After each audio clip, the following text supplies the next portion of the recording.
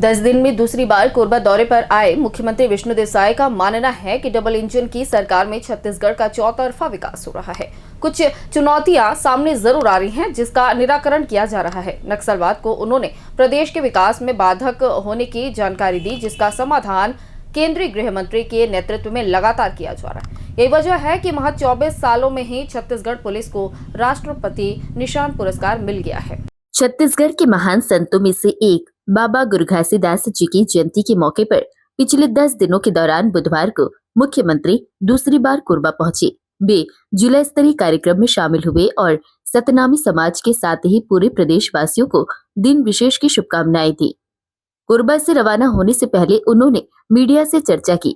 चर्चा के दौरान उन्होंने बाबा के संदेशों को दोहराया। इस दौरान उन्होंने पत्रकारों के सवालों का भी जवाब दिया।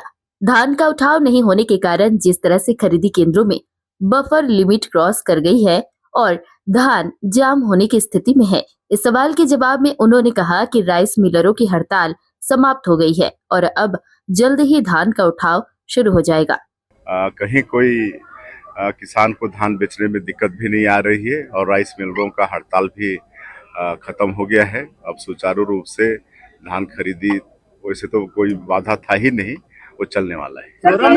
नक्सलवाद की समस्या पर मुख्यमंत्री ने खुलकर बातचीत की। उन्होंने कहा कि इस समस्या को जड़ से मिटाने के लिए केंद्रीय गृह मंत्री लगातार प्रयासरत है और उनका बस्तर का दौरा लगातार हो रहा है।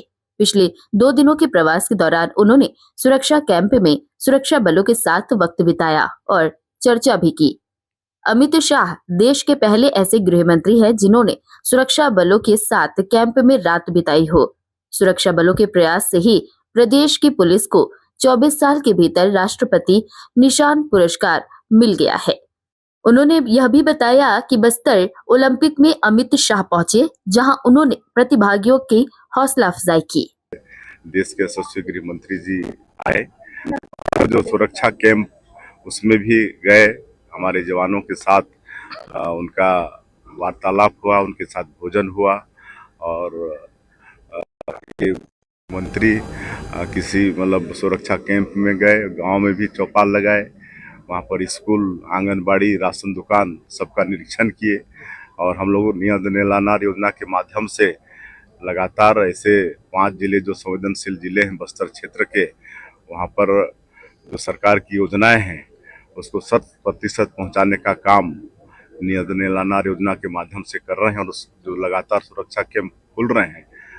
मुख्यमंत्री ने और भी कई मुद्दों पर विस्तार से चर्चा की और कहा कि छत्तीसगढ़ से जल्द ही नक्सलवाद की समस्या जड़ से समाप्त हो जाएगी, जिसके बाद विकास के मामले में छत्तीसगढ़ देश के अन्य राज्यों को कोसों दूर छोड़ देगा। ग्रैंड न्यूज के लिए कोरबा से मनोज यादव की रिपोर्ट।